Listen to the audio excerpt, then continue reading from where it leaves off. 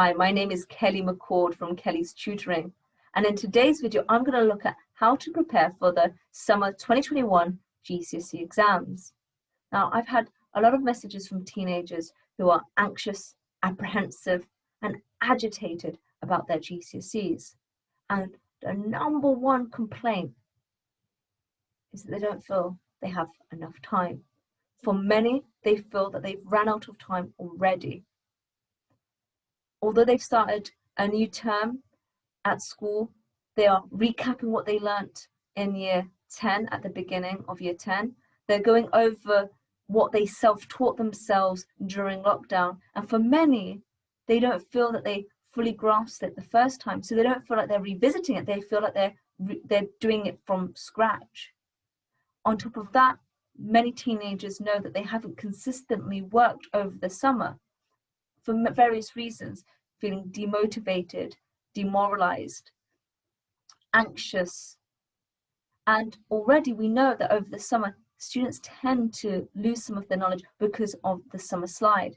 For those of you who do not know what the summer slide is, check out the other videos, check out the other blogs. But in a nutshell, what that is if you don't practice the skills, you do not revisit the material for a long time over the summer period, which is typically 6 weeks, then the understanding and the ability to remember and recall the information and then therefore to apply it diminishes.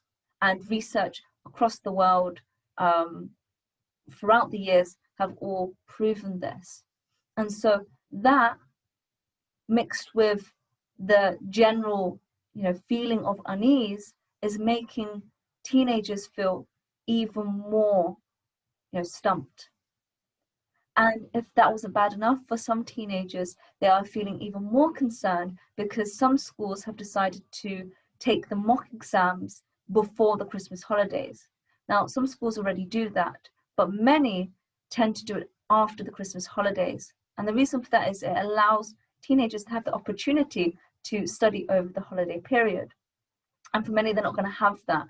And so they're feeling that they don't have the knowledge already, and then with an exam that could potentially determine their final grades because of the current or the previous year 11s, their exam grades were made up from their mock exam results and their classwork and from the in-house assessments. And so many teenagers are feeling that it's not fair because they don't feel they're going to perform their very best. Now, the first thing to do is to relax, which I know you might not feel like it, but breathe. Remember, everyone is in the same situation, and there's no point looking at time that has been misspent, time that has been lost, because we're not going to gain it back. And these circumstances are out of your hands. The school closures, COVID-19, all of that is out of your hands. So there's no point beating yourself up about that. Equally, there's nothing empowering about going over it. What's done is done.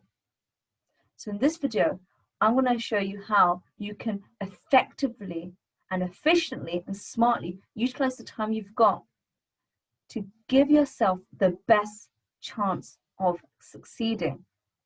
Now, that might mean that you sit the exam, or it might mean that you have your exam made up from your classwork, homework, and a mock exam. But this method is going to help you to do your very best consistently so that you give yourself the best chances of getting what you need and what you want. Now then, I'm going to show you a 9-minute strategy that I have developed to help you to put together an exam timetable, something that's going to help you to hone in on your revision. 9 minutes. 9 minutes is all it's going to take to set you up with this. Why 9 minutes? Well, we've got about 9 months until the summer exams kick off. I mean, we're in September already, so September, October, November, December, January, February, March, April, May, kick off in June. I know some exams start in May, but because of all the disruptions, there has been, talk of pushing the exams back Typically, it's the exams with, the oral elements that tend to be in May, and there's no oral elements to the examinations anymore. So, if you're doing a language, there's going to be no spoken element to that now. So let's assume that we start in June for the exam. So that gives us 9 months. Now then, I'm going to set a timer. So I'm going to set that in a moment so that I'm not cheating. And you're going to see that 9 minutes to put together a plan so that you have a great revision schedule, a strategy that's going to really help you so that you can maximize this time from now until your exams or until whatever happens, so that you know that you have still worked hard, consistently, and effectively to give your best. Okay, now then, let me just set the recorder if I can. Where is it? Okay, and we're on. Okay, so the first thing to do is to write down all of your GCSE subjects. Typically speaking, students will take between 8 and 12 subjects. And I should point out that actually 3 months is what you need to prepare for your exam. That is 1 week for each subject if you're doing, 12 subjects. Well, we've got 9 months, which means you've got triple the time, right? And I'm going to break that down further for you. I'm going to be sharing my screen with you in just a second. So first of all, write down all of your subjects so that you've got a clear vision of what you're doing. Next, then, write down the grades that you want to achieve. Then write down the current grade you're at. Ask your teachers to give you a predicted grade, or what is your predicted grade? Maybe you already know that, and put that next to them, to the grades that you want and the subjects. Now, look at them and see where you are exceeding your targets or your expectations, where you're meeting them, and where you're perhaps not meeting them. It's easy to spend time on subjects that you enjoy, to spend time on subjects that you find, easy, but that's not going to best serve you. Prioritize the subjects that you are struggling with and look to build them up. Why? Well, starting with the subjects that you find most challenging and that you don't particularly like is going to help you, because then you're going to have a snowball effect and build up momentum, because you've already done the hardest first. So then it becomes easier and you have something to look forward to in your revision schedule. Also, be realistic with yourself as well. If you know where you want to go and you know what grades you need, and you know there's some subjects that you really can't stand and you're not doing so well in them, then perhaps don't focus there. Now, no, I don't want anyone to say, oh, Kelly said to not worry about this exam. That's not what I'm saying. Don't be lazy, but also be reasonable and fair with yourself. If you know for a fact that you're not going to use that subject, you know that you really don't like it and it's causing you stress, then perhaps have the conversation with your teacher as well, and perhaps, drop it in a way. Don't focus on it. Now, again, I can't stress enough, I'm not saying, forget about subjects that you find hard or you don't see as valuable or useful, because you don't know what's going to happen later on down the line. And of course, the more qualifications you have, it stands you in better stead. And, you don't want to be in a position later on where you're like, oh, I just wish I had, been a bit more disciplined. So it's about being really honest and really realistic as well, and having that conversation, with your teachers and your parents or your carers, your guardians, but also being, real with yourself, what you want and how you're going to, best achieve that for your next steps going forward. And then do a mind map. Why do you want to achieve those grades? Not only, thinking like logically, but how's it going to feel when you achieve them? What is it going to look like? Why? Why start with why with these grades? Because that's going to help to motivate you when you feel disheartened or disappointed or dismayed. It's going to bring you back to a place of, actually, this is bigger than that hurdle. Sometimes we might not feel like doing something, but we know that the outcome, or we know that if we can push through that process is going to help us to grow, and we're going to feel better about ourselves. So, look at why and create that, and really, consider your feelings as well, and pictures and images.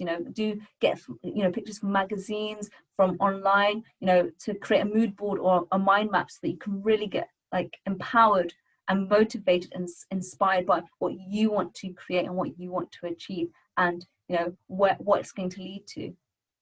After you've done that, I'm now going to just quickly check the time. Yep, I've got time, and share my screen. So then if I were you, I would then go on to the exam board websites, and we're going to be looking at the English language exam. And so if this is the English language, and I want you to go onto your exam board's website. Why? They have so many resources here. They've got past papers, but for these first 3 months, what I'd like you to do is actually look at the resources.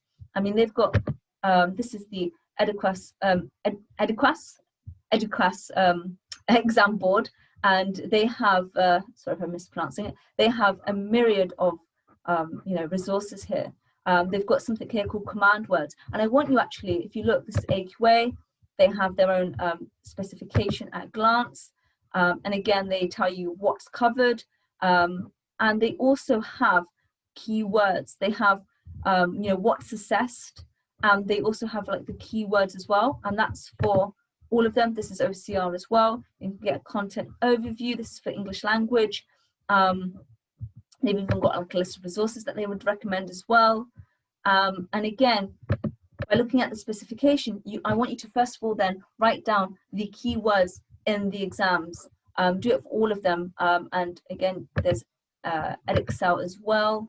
There's Edexcel, sorry, my bar's getting in the way. This was Edexcel. Edexcel here as well. You can get a list of, you know, the specification, sample assessments, exam materials, model answers. But again, the first thing I want you to do is look at the keywords in your exam. Why? Well, if you know what the questions are going to be and you know how to answer them, you know what they mean, that's going to help you to really focus with your revision. And then what I'd like you to do is, this is something called Trello. Now, Trello is a free like program that you can use, and I want you then to create a board. You can see I've been practicing my Blue Peter ones, but again, you can choose a background and you can, you know, make it to your own tastes. And we're going to put GCSE exam prep now. We've had the here, so we're going to create this board. Oh, this is pre, but it's meant to be prep. And then I want you then to put your subjects here. I'm just going to put the core ones, and then within there, you're going to create another card like go through exam board. Okay, and then you can add another card, and then here you can actually, if I can, click on it. You can then write a description. So you could maybe put the, you know, your website, you know, www.aqa.co.uk, and then you can also create a checklist. So, for example, the checklist could be, you know, exam key words. Then you might want to have a list of topics, and this will help you then, because to, you know, break down everything and be specific. The reason why is because then you can then really again focus your, you know, your revision, your strategy, and you then have a clear sense of, okay, this is what it is, and it helps to make it more manageable. And then once you've done something, you can actually archive it, and so that way then it clears up your board, so it keeps it nice and tidy and organized, so you don't have things just strewn around everywhere. 9 the time. Yeah, still got time. So yeah, so I would then use Trello to put your exam, your subjects there, put down, you know, the keywords, you know, the links as well, and then talk to your teachers, look at the syllabus, look at the topics that you need to cover, and then this first 3 months, go over them, spend a week for each subject in these first 3 months. And I'm not saying do it like, you know, consistently, like 1 week is just all maths. Alternate, like 1 day math, 1 day science, but spend 7 days on each subject. Break it down, ask your teacher to help you with the topics, get the resources, the books, go through and make notes, extensive notes. The following 3 months, you're then going to summarize those notes into something concise. And by doing that, you're actually revising it anyway. And then the last 3 months, which is the most intense, you're going to do flashcards, you're going to do timed essays, and you're going to do the past papers. So you can see that you've actually got enough time. So that is the 9-minute strategy. You're going to list all your GCSEs, the grades you want to achieve, the grades that you're predicted currently and working towards. Prioritize your subjects, starting with the ones that you struggle with the most. Be real with yourself, the subjects you're not going to, you know, use and, you know, have no passion about, but not to be lazy with. You know, don't focus your energies there. You're then going to do a mind map, create the why. You're then going to get the exam board, look at the exam questions, how to answer them, then the topics, and break them down using Trello. And that's the timer. Yes, whew, just made it. Now, it is manageable. It is manageable. And don't beat yourself up if you're feeling overwhelmed. No one blames you for that. You know, there's nothing wrong with how you feel. Nothing wrong with it at all. But what's going to empower you now? We can't do anything about what's happened. But if you follow this plan, and I'm going to put the links below, you know, of the exam boards and of Trello as well, and of something that will help you to create a mood board so that you can be inspired, you will have enough time to really, you know, get yourself going. Talk to your teachers as well to find out what their plan of action is. And as I said, you know, you've got 9 months, and this strategy, 9 minutes to set up, 9 minutes to set up, and then you execute it, and then you've got a plan going forward. So to summarize then, first thing you're going to do, breathe. No, first thing you're going to do, you're going to list all your GCSEs. You're going to put the grades you want, the grades are predicted from your teachers, look where they're not in alignment, focus on the ones that you are struggling with the most. You're going to then create a mind map of why this is important to you. And the first 3 months, you're going to go, well, before then, you're then going to use Trello, get Trello up and put, you know, the different subjects there. You're then going to go through the exam boards, pick out the exam keywords. You can put them in a, you know, spreadsheet or Word document, or write them up by hand. And you're going to list the keywords and what they mean. What does it mean in the context of that exam? Once you understand that, you're going to then break down, go through the syllabus, and again, you can ask your teacher for help. You're going to look down at which topics are in English language, in English literature, which topics are in maths, which topics are in chemistry, biology, physics, and you're going to break down each topic. And then within each topic, you're going to pick up, you know, the key concepts. You're then going to make some notes on them, you know, look through the material, go through the textbook, write it up in your own words, do diagrams as well. Record yourself, you know, reciting it so you can play it back. That way then you spent a long time, you know, understanding almost as if it was from scratch, and you're going to spend the first 3 months doing that. The next 3 months, you're then going to make those notes concise. So again, you're going to maybe then put them down into bullet points, yeah?